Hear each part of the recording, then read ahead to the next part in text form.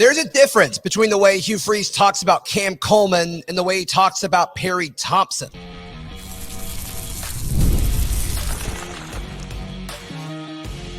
You are Locked On Auburn, your daily podcast on the Auburn Tigers. Part of the Locked On Podcast Network, your team every day.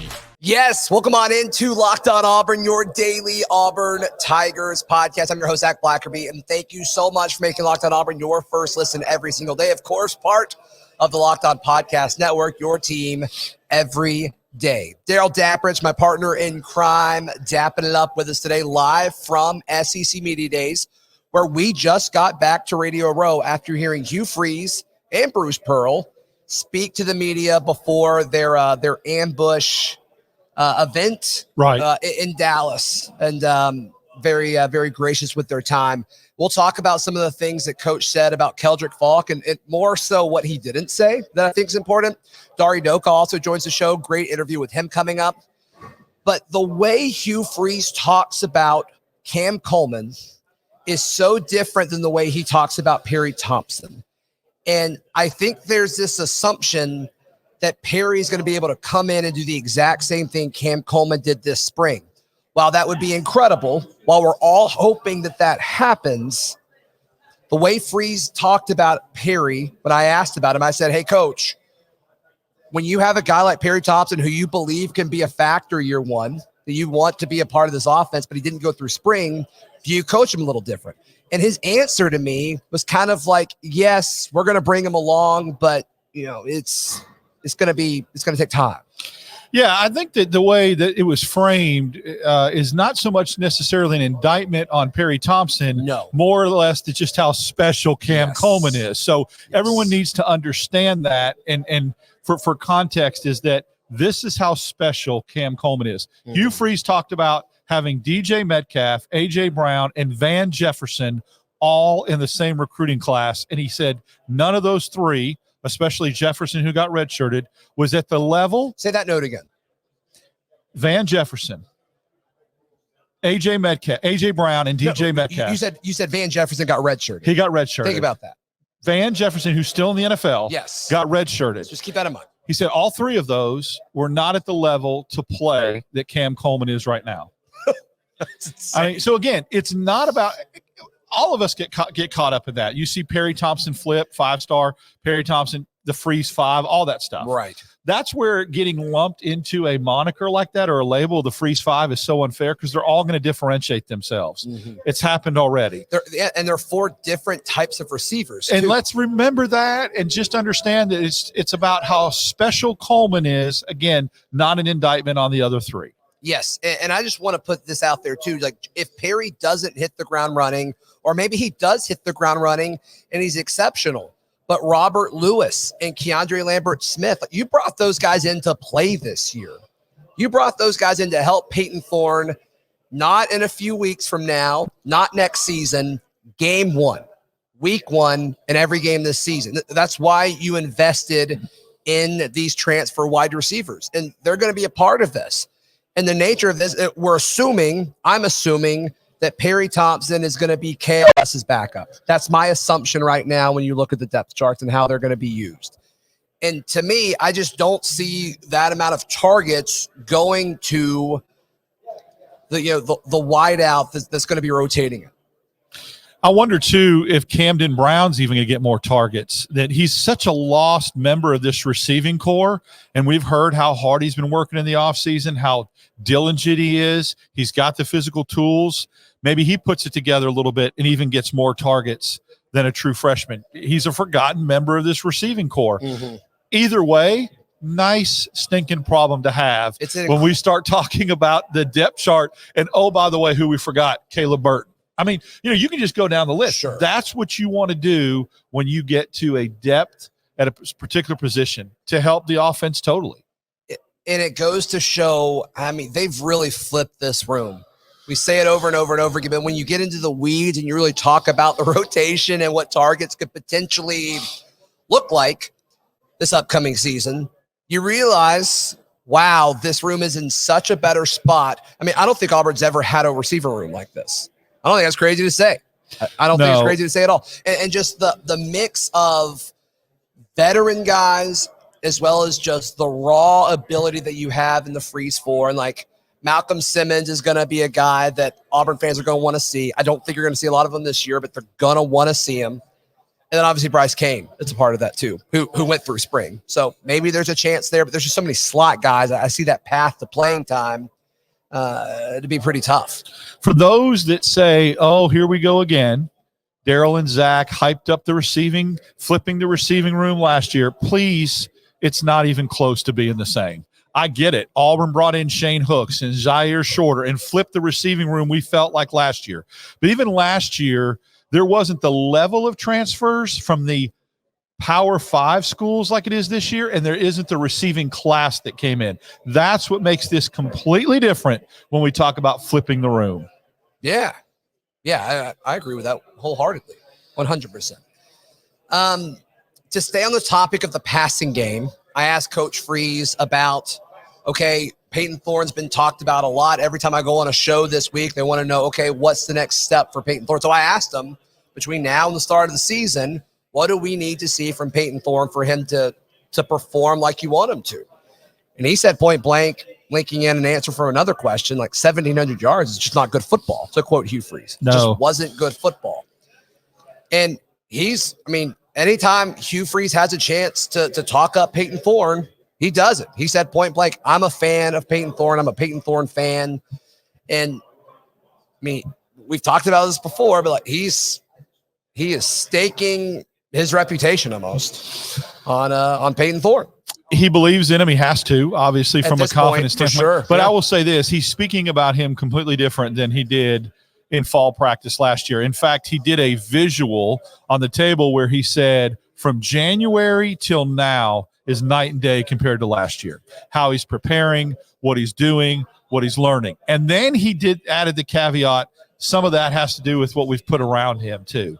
He said that. Mm-hmm. So I think you can take that with which checks out. That makes checks sense. out totally. That he needed more weapons. He needed people to quit dropping balls across the middle.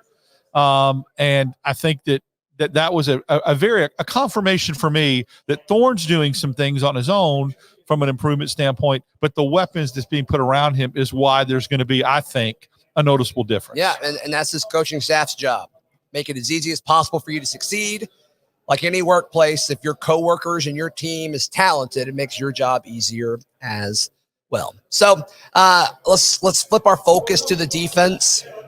He said some great things about Keldrick Faulk, but to me, Darrell, it's what he didn't say. We'll discuss that in just a moment right here on Locked On Auburn.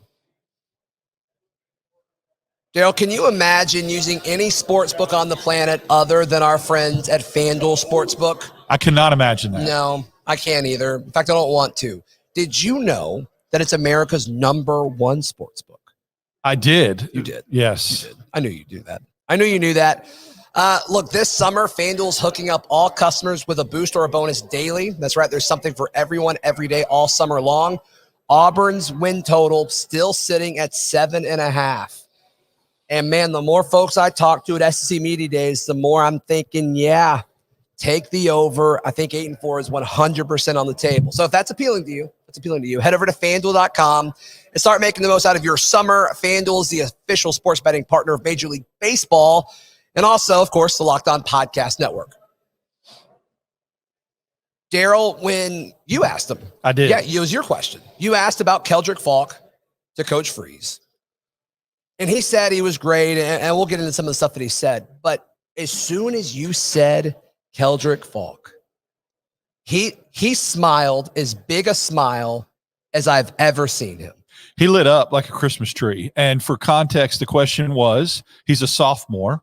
You're bringing him to SEC Media Days. What are you seeing in some intangibles that warrants that? And he went through how hard he's working, how other players are responding to him, which I liked hearing. And you're right. He lit up big time. And said, and then he went through all the other players that were worthy as well that he could bring. But he said he earned it. And he's earned it by the way his teammates respond. And he just went through a list of all these things that he's doing in the offseason. Again, I said this 2 weeks ago. If you're an Auburn fan and you hear that, you need to be very, very excited with what we have in bookends with McLeod and now Faulk coming on. I think it's going to be special from a defensive standpoint. Yes, my only concern is it's just so thin. It's so if something happens to them, or if it's the fourth quarter and they've both played 60 or 70 or 80 snaps, depending on how the flow of the game goes. That to me, that's just who's after that. Keyron Crawford, which is sure. But then after that, who's the second? I love Key Crawford. I think that was a big pickup, and I think he's going to eat. I think he's going to get some sacks, and I think there's not going to be much of a drop off. That's how high I am on him. It's just I'm with you. Yeah. And I've talked so much about Keyron Crawford. Yeah. He was my favorite transfer portal addition for a reason. So, but I'm just going to ask the question. It's like, okay, well, Jalen McLeod battled injury all last year. Keldrick Falk, we're just assuming he's taking that step forward. And the way Hugh Freeze talked about him last night, we're assuming that that's going to happen. But then Keyron Crawford is a guy that's transferring from the group of 5 level. Like, there's a lot of variables that Auburn's going to have to just hope works out in that equation. Yeah, it even took Jalen McLeod a little while to get acclimated coming from a group of 5. So you're right. Maybe, though, with Falk taking that step and McLeod being probably – it's going to open up things. Sure. And they can come along at a pace that's a little bit more conducive to this defense. Mm-hmm. And then, who's the backup to Keldrick? We'll probably ask him that today as this goes up Thursday morning. Is Auburn Day here at SEC Media Days. So we'll talk about some of these true freshmen that are behind them, or is it Zacchaeus Walker that's getting more snaps behind them? Hopefully we get some answers to that. I'm assuming Amaris Williams is going to get more snaps than anybody else. That's what I gut. thought. Yeah. But it'll be fun to hear Keldrick kind of praise his teammates in that spot. Jamonta Waller, I've heard that name, maybe, perhaps. Phillips. At DN, though, I don't know. Yeah. I think he's probably the guy after Keyron. Gotcha. Yeah. I think, and we'll see how they use them. But just based on how they lined up in the spring, that's kind of more of what we saw. But every depth chart I look at, Zacchaeus Walker is up there. And it's just, I don't know, never hear anything about him. Yeah, I'd love to see that finally kind of come to fruition for him. And there's an argument there that's like Zacchaeus taking that step is the best case. It is, yes. Because of his experience and his size. The size thing is super interesting too, because there's parts of the run defense that I'm a little concerned with. Mm-hmm. And if you run right at that side and it's undersized, it's going to get exploited. Right. In theory, if he takes the step that we're talking about. Yeah. So to me, I mean, it just gives you it gives DJ Durkin an interesting piece, because I mean, most defensive ends aren't that big. Like he would be a larger defensive end than normal. And you want versatility on your front. I think that'd be a really cool piece for Auburn to have to play with. I agree. That is a question we can ask, and we'll see how it all plays out, because I think there are a few questions, but again, less questions than I feel like what we had going into the season last year. Yeah, I don't think it's close. I mean, now our questions are depth related instead of who's going to play there or who's going to start there. Yeah, that's a big difference. I mean, there's no position battle this fall. Maybe backup defensive end is one. Like, what are the other position battles going into fall camp? Backup running back. Who's running back 2? Okay. Sure. That's the only Cobb. That's the only 2 I can think of. That could be game plan oriented too. Yeah, right. Yeah, it could be. I think the offensive line, like you said, is set, and how it's going to be the 2 deep is set, and the linebacking core with the addition of Gote. Yeah, he talked him up a little bit. He credited, it's kind of what we all assumed. Yes. His relationship with Dirk and them knowing each other, and he's played a lot of college football. So, pretty much everything that we said in the reaction show about him, but. I'm trying to think. That's really all they talked about with defensive players, right? Correct. Yeah. Absolutely. After it was over, I think it was Jacob Goins that asked him, "Is like, are the guys excited about representing Auburn at media days?" And he smiled real big. He's like, "Eugene Asante is going to fire everybody up." Yes. Yeah, and that's going to be fun. We totally expect that. That's the least surprising thing that was said all session. Yeah, that's right. All right, coming up, Dari Nowkhah talks about the expectations for Auburn. And spoiler, he's high on the Tigers. That's coming up right here on Locked On Auburn.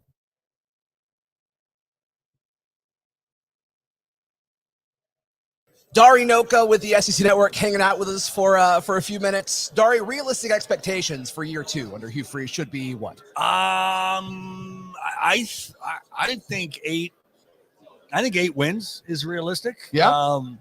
I think 8 wins. You get to the latter part of the schedule. You're sitting here saying, "Wow, like could they be a playoff team?" maybe it doesn't get there in the end, but I absolutely would expect that in year 2. Last year you were very accurate saying you felt like Hugh Freeze could get this team to a bowl. Mm-hmm. They did. Is there a possibility that they've done enough to make the kind of leap that Eli Drinkwitz in Missouri made last year, who came out of nowhere? I mean, they struggled and went from 6 to 10. That may be a little bit, aggressive, but could they do that with what they've added? I think that I actually do think that they could. I wouldn't necessarily bet on it, but look, I think with Hugh kind of taking over the offense again, and which I expected the Montgomery thing to work out a lot better than it apparently did, but we did too. Did, right? I mean, I knew Philip from Tulsa pretty well. I was a little surprised it didn't work out quite as well, but no, I think with you taking over the offense, he's obviously done a really good job in the portal. We know he can recruit. I think year 2 of a system, you do expect to take a leap. I was certainly satisfied with year 1. I'm not putting Auburn in the playoff, but I'm certainly putting Auburn in that conversation. Like I said, you get into middle to late November, I think they're in that conversation, sitting around that 14, 15, 16 range. Are you confident enough in Freeze to say, okay, this Payton Thorne thing, you didn't go out and get another quarterback. Yeah. Another year in the system, as you just said. Yeah. Is that enough? Well, I mean, if he stays healthy, I think it can be enough. Okay. But they also need, they needed receiver help. I think they addressed that. I mean, there were times I felt bad for Payton because, yes, did he make some bad throws? No question about it. Did he make some bad decisions? Of course he did. But I also don't think he had a lot of help offensively either. And I think that Hugh's done a good job of addressing that. You get some talent around this kid, I think that he could be okay. I mean, what happened at Michigan State, I don't want his Auburn career to come to an end and say, wow, how did that ever happen? I think he is probably a pretty good quarterback. And Hugh passed on. Remember how many guys that Hugh did not show interest in 2 years ago in the portal that were out there. Like I still kept saying, Spencer Sanders has got to go to Auburn. He ends up at Ole Miss for whatever reason. There were guys that he didn't want, but Payton was one that he did. Hughes had a good track record with quarterbacks. I'm going to take his word for it. Get some talent around him, which they have now. And then I think all of a sudden we're going to see the results of that. When we kind of get a pulse of some of the Auburn fans that listen and watch this show, the unanimous pick that we feel like is the most important game for Auburn on their schedule is Oklahoma because of where it's at. And we expect Auburn to start 4-0. Feeling like Auburn wins that game and starts out 5-0, 9 wins is realistic. Do you agree Oklahoma is probably the most crucial game on Auburn's schedule? I think because of the placement of it, yes. And I mean the placement on the schedule, obviously having it at Jordan-Hare. I know there's going to be a lot of Oklahoma fans there. I've had so many family members and friends say, we're going to go to Auburn this year. We're going to go to Auburn this year. They're very excited about that. So be nice to them. That would be my advice to Auburn fans, because you're going to want them to be nice to you. That's right. In 25, sure. 25. Right. But I do think that's certainly a big opportunity for them. Oklahoma's got, they got Tennessee at home as their conference opener. The return of Josh Heupel. I think that's a game they feel they can win, and they may be sitting in a beautiful spot as well. So yeah, absolutely. I mean, it makes sense. You don't want to lose a game at home against an SEC newcomer that you probably, I think talent for talent, Auburn's in a really good place. I think Oklahoma's talented, but I think Auburn is as well. So the pressure's on Oklahoma too. What do you say? I don't know. Okay. I don't know that it is. I feel more pressure on Texas than I do on Oklahoma. If you're looking at those two newcomers, I think there's pressure on Oklahoma to win the opener against Tennessee. Josh Heupel comes back to a place he led to a national championship. Sure. It's a game everybody's looking forward to. I got to feel that in year 2 of the Freeze era, to have Oklahoma at home, I would probably put a little bit more pressure on them. I don't think anybody's looking at Oklahoma saying this is a national or even right now conference championship contender. Yeah, sure. Fair point. You mentioned, the receivers are better for Payton Thorne this year. Well, that has to do with an 18-year-old, Cam Coleman. Of course. True freshman. I mean, is he just one of those exceptions, or is that, Yeah, we'll find out, right? Yeah, it's wait and see. We'll find out. You want Payton to put the ball in a place where he can catch it and make plays. Right. You don't want to put him in trouble out there with inaccurate throws, obviously. But, I mean, he's got all the, natural ability you could ever want. They didn't go get him to put him on the bench. He's going to be a starting wide receiver here. And we've seen freshman receivers be really good. So he's a huge reason for optimism. And I would suspect that he and Payton have already spent more than enough time together to try to get on the same page. And they will continue to do that through fall practice. Uncharacteristically last year, Auburn ran it 60% of the time and threw it 40% of the time, which is not Hugh Freeze. He likes to be 55-45 the other direction. Yeah. But do you want to move the needle, Dari, that much when you have the kind of running back room that Auburn has? I think Hugh might have a plan. I think Hugh's biggest plan is do what's going to help us win football games. So, Payton and we saw Robbie Ashford last year play a little bit. That's a guy that is responsible for a lot of the runs that probably showed up in that 60%. You're not going to ask Payton Thorne to do that. I think Hugh wants to do what it's going to take to win. And I think Hugh's probably, look, if they think they can run the ball and win games running the football, you're going to do that just to take the kind of pressure off of Payton Thorne. That might be what Hugh says is his identity or what statistically it's been, but Hugh just wants to win. What's the best way to win? Yeah. On the recruiting side of things, obviously Hugh Freeze is really taking it to another level for Auburn, but you see Kalen DeBoer, he's not doing it in state, but he's just getting all of these guys that got the number one class according to several different places now. Mm-hmm. I mean, how do you see the battle between these two coaches for the next 5 to 10 years? Yeah, I mean, Hugh has the track record in this league of being a great recruiter. And I understand what happened at Ole Miss and kind of how some of that went down. Right. But he has a reputation for being a great recruiter. Kalen has a reputation, because we haven't seen him recruit, of being a really good coach. Mm-hmm. Right? And he can win with X's and O's, and that's all he's ever done in his life is win, right? Now he's coached 10 years at different levels, and he's got 9-10 win seasons. I mean, that's a pretty doggone good track record. We're learning about his ability to recruit. And if I'm an Auburn fan, I'm frankly a little bit worried based upon what you just told me. Yeah, I'm shocked at how good it's gone for him. Yeah. And so that certainly probably should be a concern. We may learn that Kalen is a phenomenal recruiter, and it looks like he is. There's going to be a lot of battles that probably come down to Alabama and Auburn. Sure. But it's also anymore, we have to be realistic too. What does it take to close the door? NIL is a massive part of all of this. No question. And in the same space, so is transfers. Yeah. And so is the portal. So it isn't necessarily how many 5-stars you get out of high school, right, but how do you hit the portal? And how do you address positions of need, which I think they've both done a good job of. Dari, thank you so much for your time, man. You got it. Absolutely. Thank you, Dari. Good to talk to you guys. Thank you so much to Dari, and thank you so much to you for tuning in to today's show. Please like the video. Please subscribe, and we will see you later today. This has been Locked On Auburn.